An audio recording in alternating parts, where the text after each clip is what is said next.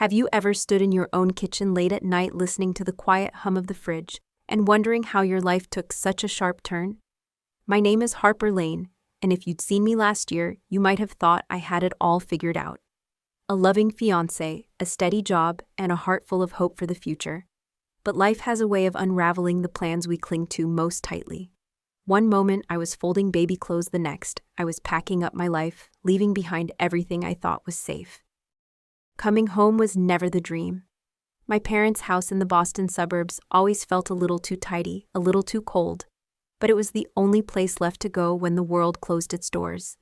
I was nearly 9 months pregnant alone for the first time in years, still grieving Michael, the man who was supposed to build a family with me. People talk about starting over like it's a fresh page, but for me it felt more like erasing an entire chapter, one line at a time. I remember the first morning back, sunlight filtering through those old lace curtains, dust swirling in the air as I unpacked boxes I never wanted to see again. My mother greeted me with a stiff smile, her arms folded, her voice careful, like every word was a delicate thread that might snap at any moment. My father barely looked up from the morning news, and Madison, my older sister, was already halfway out the door, late for another appointment, already annoyed by the weight of my sadness in the hallway. If you've ever felt like an extra in your own story, you'll understand the ache that follows you from room to room. You notice the empty seats at breakfast, the long silences at dinner, the way even good intentions can sting. I told myself I could do this. I had to. For the baby, for Michael, for the version of myself that still believed in happy endings, even if only in whispers. People always say family means having a place to belong, but some houses echo with the words that aren't spoken, the disappointments that linger in corners, the memories tucked away like old bills in a drawer. My story isn't about a picture-perfect reunion or finding instant forgiveness. It's about surviving the unthinkable, searching for kindness in unexpected places, and discovering that sometimes the family you choose is the one that saves you.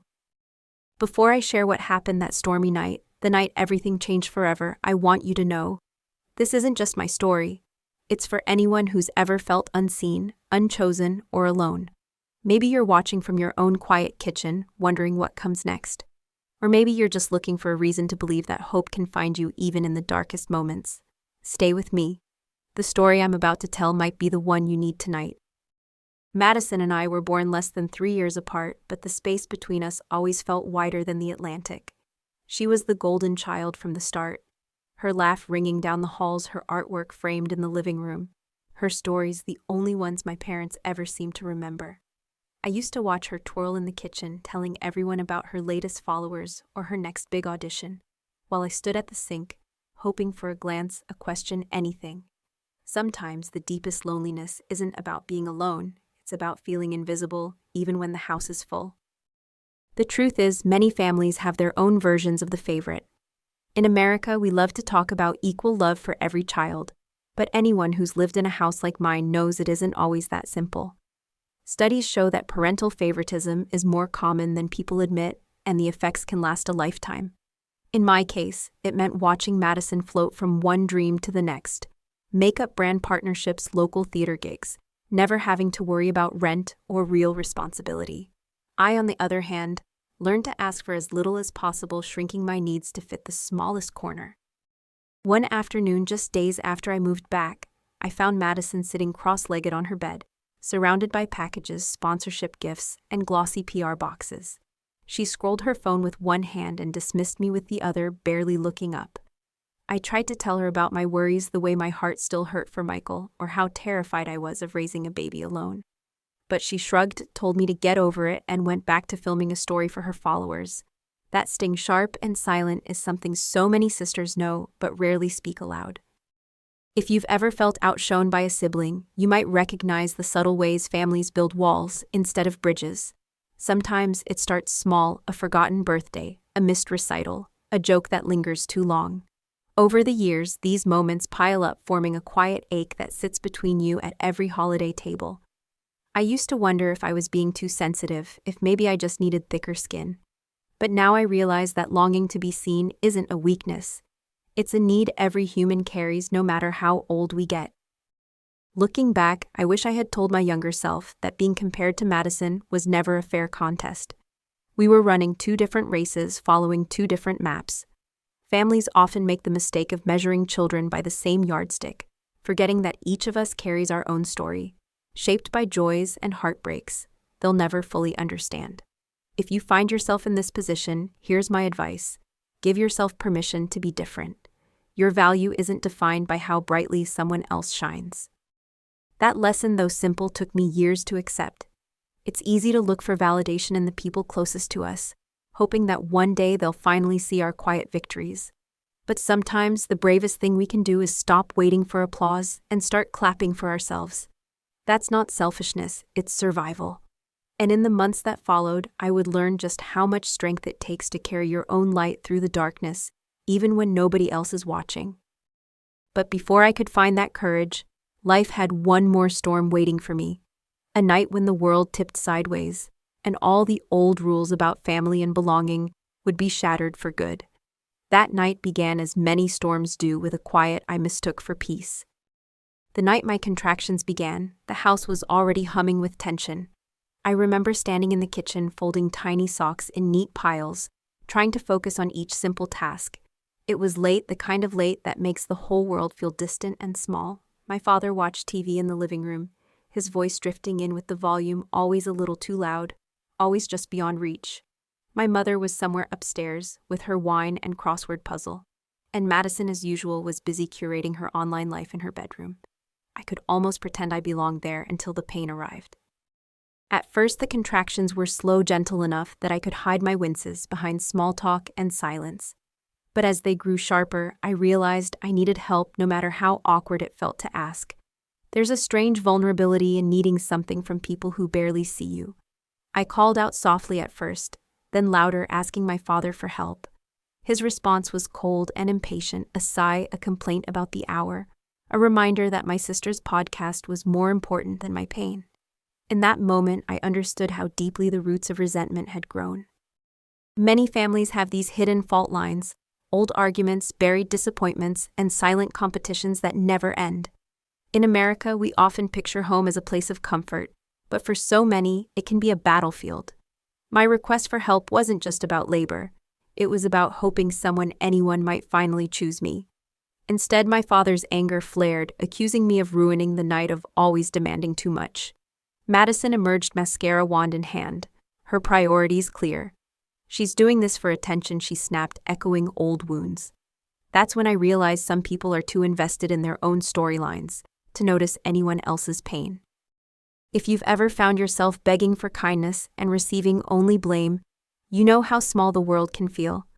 That night, the pain doubled as my father grabbed my wrist, yanked me through the hallway, and dragged me out into the cold. My knees scraped the porch, my breath caught in my throat. But the worst ache was the knowledge that no one inside cared enough to stop him. For years I believed that if I was good enough, quiet enough, someone would rescue me. In reality, not everyone is willing to save you, even those who are supposed to love you the most. There are stories in the news every year about mothers giving birth alone, families fractured by anger or misunderstanding. I never imagined I'd become one of those stories, a headline about a woman left on the doorstep by her own blood. The lesson I learned, bruised and sobbing on the porch, was not about pain or survival, but about clarity. Sometimes the people you want to run to are the very ones you must run from. Not because you're weak, but because you finally see them for who they are. Still, hope is a stubborn thing. Even in the worst moments, a small part of me believed rescue might come from somewhere, anywhere. And it did, though, not from the house behind me, but from the driveway next door, where the headlights of a car cut through the darkness. That's when everything truly changed, not because of family, but because of the kindness of a stranger who was willing to stop and see me even when my own couldn't. Lorraine was the kind of neighbor you rarely notice until the world tilts off its axis. That night, as I shivered on the porch, clutching my belly and choking back tears, I saw headlights swing across the driveway next door. I didn't have the strength to call out, but Lorraine saw me before I could disappear into the shadows. She'd just finished a late shift at the hospital, exhaustion etched on her face, yet she ran to me without hesitation. In that moment, her kindness cut through the darkness. She knelt beside me, her voice gentle, steady, and sure, the voice of someone who had comforted countless strangers in their most desperate hours. She didn't pepper me with questions or ask for explanations. Instead, she wrapped her coat around my shoulders and squeezed my hand, assuring me I was safe now. In America, we often celebrate the idea of rugged individualism, pulling yourself up by your own bootstraps. But the truth is, none of us survive alone. Sometimes the most profound help comes not from those who share our blood, but from those who share our humanity. Lorraine dialed the hospital, her hands steady, even as mine trembled. Her presence calmed the storm inside me, reminding me that compassion isn't about grand gestures. It's about showing up when it matters most. There are countless stories of everyday heroes, strangers who stop on highways to change a tire, who pay for someone's groceries in line, who step in when others look away. Lorraine became my hero that night, not because she had to, but because she chose to. Real kindness rarely makes the news, but it changes the course of lives in quiet, lasting ways. Sitting in her warm car, listening to her soft words, I felt something I hadn't felt in a long time: hope. I realized that sometimes your rescue comes from unexpected places. People who prove that the world, for all its hardness, still has gentle corners. As we sped toward the hospital, Lorraine told me stories of her own struggles, how she'd once been a scared young mother, too unsure if she'd ever feel strong again. Her honesty was a balm. It's easy to assume that people who help us have never needed help themselves, but often it's their own pain that opens them to others. Lorraine taught me that vulnerability isn't weakness. It's the bridge that connects us. That night, in the small hours before dawn, my son was born, healthy and safe, his first cries echoing a promise that things could be different. If you've ever been saved by the kindness of a stranger, you know how it lingers, how it fills the empty places left by disappointment. The lesson I took from Lorraine was simple: never underestimate the power of one compassionate act. You don't have to change the world to change someone's world. As the days in the hospital blurred together, Lorraine continued to visit, her quiet support anchoring me when everything else felt uncertain. Little by little, I began to believe in new beginnings. But healing doesn't end with rescue. When I was finally discharged, I faced another decision. Where do you go when you can't go home? The world outside still felt dangerous, the old wounds still raw. It was Lorraine once again who guided me, showing me that there were places for women like me, places built on second chances and unexpected strength. That was how I found my way to the shelter, the first true haven I'd known in years, and where the next chapter of my story would begin. The women's shelter sat on the edge of the city, a weathered brick building that seemed to blend into its surroundings. From the outside, it looked ordinary, just another address on a busy street. But to those who entered it was a lifeline. I remember stepping through its doors for the first time, clutching Theo close, unsure if I was walking into refuge or just another kind of loneliness. Inside, the air buzzed with quiet activity. Laughter in the kitchen, hushed voices in the hallway, and the soft thud of little feet against the linoleum. There was no judgment here, only an unspoken understanding among women who knew too much about starting over. I was assigned a bunk in a shared room with Grace, a gentle woman with tired eyes and a quick smile. Grace had escaped an abusive marriage with her 2 young children. She taught me how to navigate the shelter's routines, meal times, laundry slots, and the importance of claiming your favorite coffee mug early. Our friendship grew in stolen moments, after lights out, swapping stories, and holding hope together when nights seemed too long. There's a kind of solidarity that forms among women who have lost their homes, but not their will to rebuild. Grace showed me that it was possible to laugh again, even in the smallest ways. In the shelter, every day was both a test and a triumph. Some mornings I'd wake before dawn to the sound of babies crying, the walls so thin that every sorrow and every comfort belonged to all of us. At breakfast, we took turns holding each other's children, pouring extra coffee, and trading tips about jobs or free clinics. The staff, many of whom were once residents themselves, treated us not as victims, but as survivors. Their empathy was real and practical. They knew exactly what it took to get through each day because they had walked the same road. That authenticity made all the difference. American society likes to believe in the myth of making it on your own, but the truth is, community is what saves us. The shelter wasn't a place of shame, it was a classroom for resilience. We learned from each other how to stretch a dollar, how to find warmth in strangers, and how to dream of more than mere survival. One afternoon, Grace shared her list of small victories: landing a part-time job, finding an apartment lead, teaching her youngest to tie his shoes. These everyday triumphs became my own, a reminder that progress isn't always dramatic. Sometimes hope grows quietly. If you've never lived in a shelter, it's easy to imagine only hardship and despair. But within those worn walls, I saw daily acts of courage, women standing up for each other, celebrating tiny wins, and building something new from the rubble of the past. The lesson I carried from that time was simple but powerful.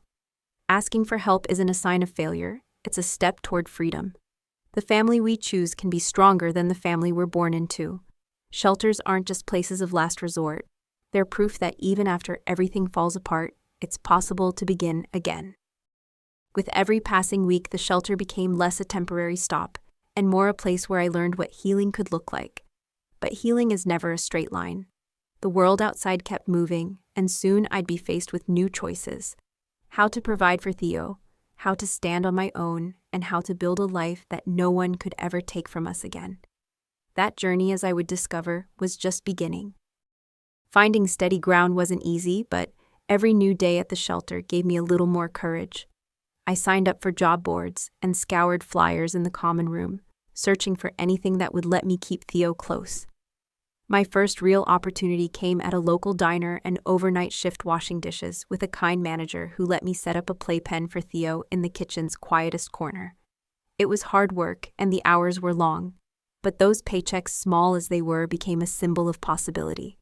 There's a special pride that comes with earning something on your own, even if it's just enough for groceries. Still, juggling motherhood and work was its own sort of high-wire act. Some days I arrived home, exhausted arms, aching mind, swirling with worry about bills, childcare, and all the little emergencies life throws at you when you have the least margin for error. At the shelter, other women shared similar struggles. Grace worked 2 jobs. Another resident named Monica studied for her GED at night. We learned to swap babysitting duties, share leftovers, and celebrate each step forward, no matter how small. In those moments, I realized resilience isn't about never falling, it's about getting up together over and over again. There were setbacks, of course. One week, Theo came down with a fever, and I missed 3 shifts in a row.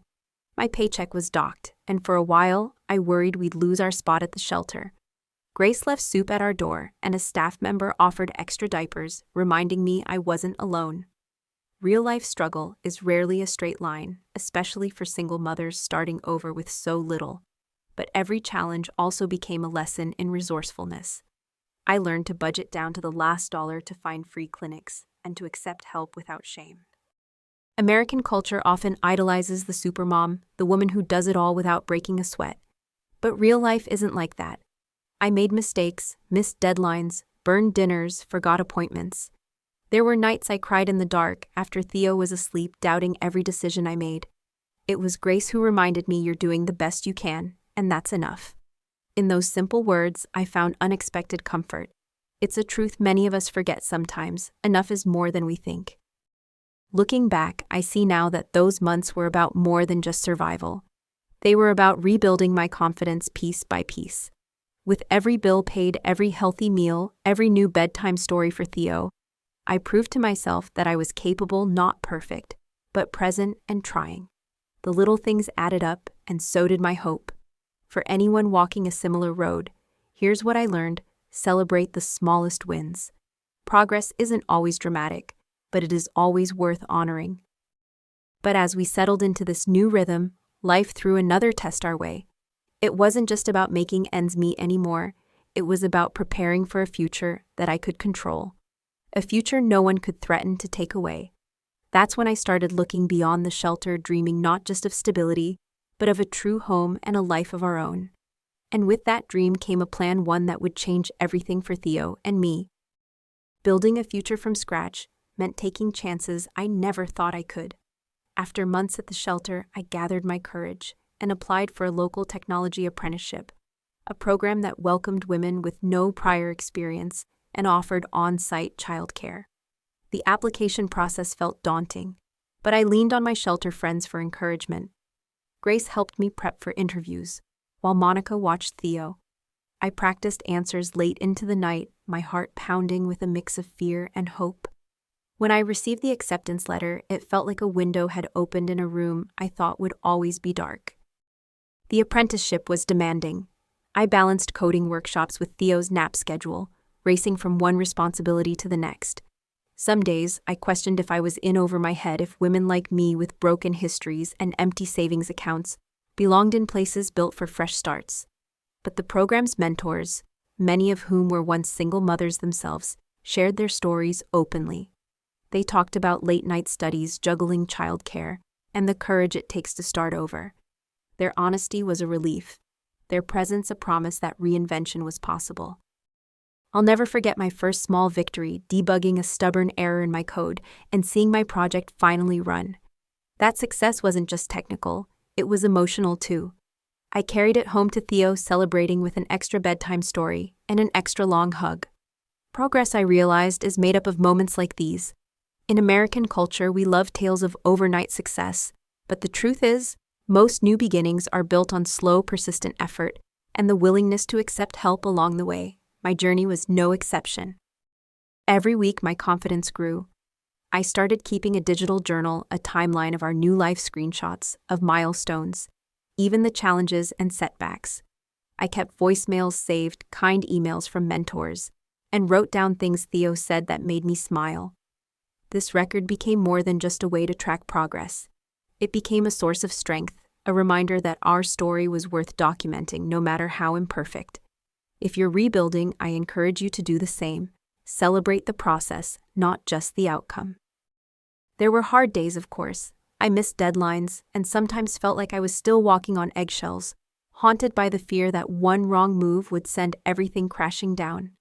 But the community I found in the program and the shelter among other single parents helped me stand up after every fall. The lesson was simple. You don't have to erase the past to start fresh. You just have to believe the future can be different. With each passing month, the shadow of my old life faded, replaced by hope I built with my own hands. Just as I was settling into this new rhythm, life reminded me that the past doesn't always stay buried. One afternoon, while picking Theo up from childcare, I received a call that pulled me right back into old fears. It was my family's number flashing across the screen, a reminder that some wounds take longer to heal than others. As I answered, I braced myself for the next test, not knowing if I was ready, but determined to face it with all the strength I had gained. The phone call came on an ordinary afternoon, but the familiar number on the screen sent a chill through me. I hesitated before answering, the weight of old memories pressing against my chest. It was my father's voice, strained and hurried. He didn't ask about Theo or how I was. Instead, he got straight to the point. "Your sister's in the hospital. She's had a breakdown. Your mother's beside herself. We need you to come home." His words tumbled over each other, but none of them sounded like love. In families like mine, need and guilt often masquerade as care, blurring the line between help and obligation. As I listened, memories flickered, nights alone in my childhood bedroom, silences that spoke louder than comfort, the echo of slammed doors and unsaid apologies. It's not unusual, I've learned, for families to reach out only in crisis, expecting old wounds to disappear with a single call. In America, we're taught that blood is thicker than water, but the reality is more complicated. Sometimes the people who hurt us most believe we owe them forgiveness, simply because of shared history. I wanted to help, but the ache in my chest reminded me of all the times my own pain was ignored. After the call, I found myself pacing the small apartment, Theo's crayons scattered underfoot. I remembered the loneliness I carried for years, and the courage it took to step away. This time, I knew things were different. I sent a short, polite message. "I'm sorry Madison is struggling, but I can't come." The reply from my mother arrived moments later, a flood of blame and half-hearted regret. She wrote about family reputation, about being there for each other, but not once did she mention my son or what I had endured. Her words were sharp, dressed up as concern. There's a pattern that plays out in so many families. When one child breaks free from old roles, everyone else scrambles to restore the balance, even if it means rewriting the past. I recognized the pressure to play the good daughter, to sweep years of hurt under the rug for the sake of peace. But real peace, I realized, comes from honesty, not erasure. This was a lesson I wished I'd learned sooner, that you're allowed to say no, to set boundaries, and to protect the life you've built even if others don't understand. That day I sat with Theo in our tiny kitchen coloring turtles on scrap paper, letting the sunlight wash over us. I thought about the many women I'd met at the shelter, each with her own story of returning calls out of guilt or obligation, only to find themselves hurt all over again. Healing means learning when to answer and when to let the phone keep ringing.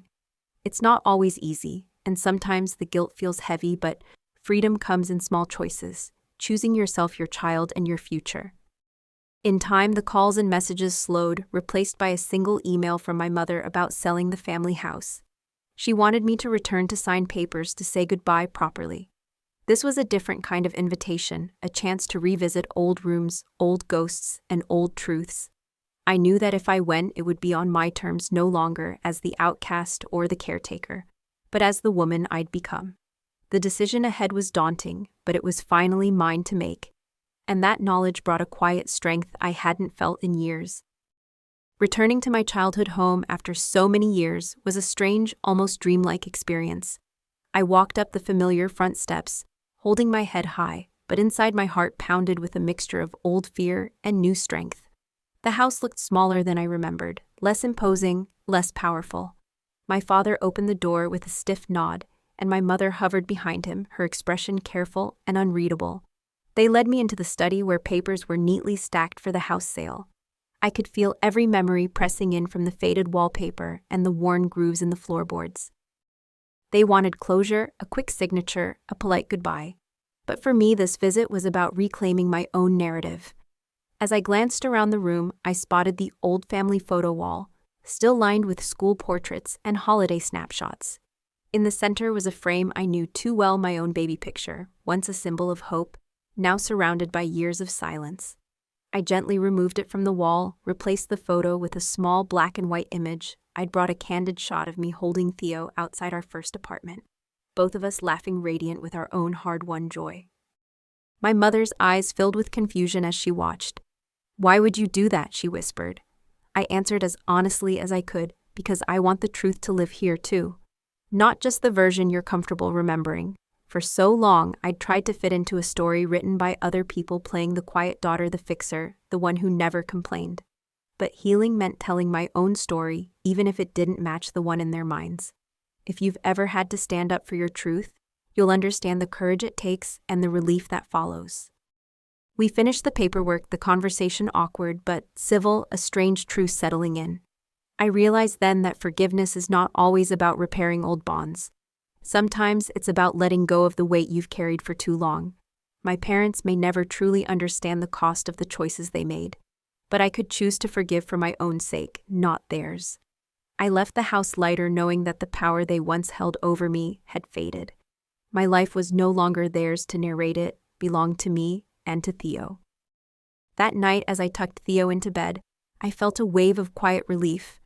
Our world was small but safe, filled with laughter and hope instead of fear and longing. I understood now that family is not defined by walls or photographs, but by the love and kindness we share each day. The lesson I carried was simple: closure doesn't always come with apologies or perfect understanding. Sometimes it arrives the moment you reclaim your own voice. In the end, I found that saying goodbye was really an act of beginning again. As I looked out our apartment window, watching city lights blink awake, I knew this was not just the end of a difficult chapter, but the start of a new story. One written in our own words, built on second chances, and shaped by the quiet, steady courage it takes to choose joy. The final lesson was waiting not in the past, but in all the ordinary, beautiful days still to come. Looking back, I see the winding path that led us here, through grief and loneliness, through small victories and quiet acts of bravery. Every chapter was shaped by loss and hope, by strangers who became lifelines and friends who became family. I learned that strength isn't about carrying pain in silence, but about finding the courage to speak your truth, even when your voice shakes. The story of Theo and me isn't one of perfect endings, but of new beginnings. A reminder that healing is a journey made possible by the kindness of others and the strength we discover within ourselves. Every step from the darkness of my family's rejection to the bright, messy kitchen I now call home was proof that we are not defined by the worst things that happen to us. Grace, Lorraine, the women at the shelter, they taught me that family can be chosen, that community is built with small acts of care and mutual support. The days spent working, learning, and simply loving Theo have been my greatest accomplishment.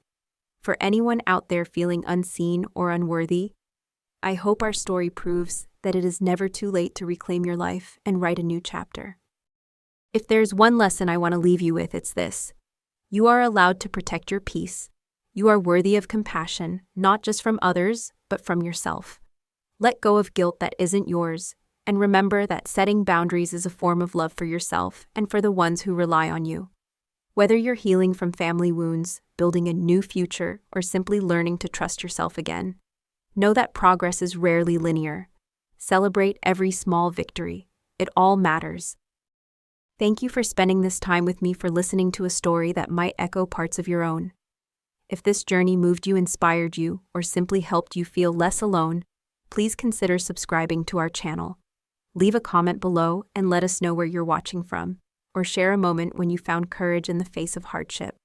Your voice matters here, and our community is stronger when we lift each other up. Don't forget to like this video and share it with anyone who needs a little hope today. As Theo drifts to sleep beside me, I'm reminded that happiness isn't about erasing the past, but about choosing joy, moment by moment, in the life you have now. Our story continues, one ordinary, extraordinary day at a time, and I hope wherever you are, you'll keep writing yours too.